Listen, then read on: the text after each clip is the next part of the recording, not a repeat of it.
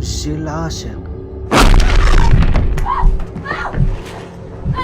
الا ما درتيش داكشي اللي كيقول لك فراك عارف شنو غادي يوقع ليك. البنت كانت كتسمع الهضره ديال الناس كيهضروا على الجيل العاشق، ولكن هي ما كانتش كتسيقهم.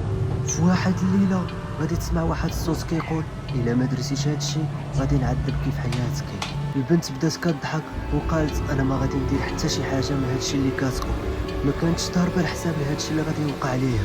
في الليل كانت كطير من السرجه وغادي تشوف شي واحد كيشوف فيها وهي غادي تخلع وغادي تدخل البيت. وفاش غتدخل البيت غادي تسمع الصوت ديال شي دريري صغيور كيبكي قدامها. هي تخلعات وقلبها بدا كيزدح وجاتها الدوخه وما قدرتش تتحرك وبقات واقفه في بلاصتها وجامده. فهي هنايا غادي تبدا تقول له صافي عافاك غير وقف، انا غندير هادشي اللي كتقول لي. ولكن الجيل العاشق غادي يقول ليها ما عرفتيش راسك مع من كتلعبي.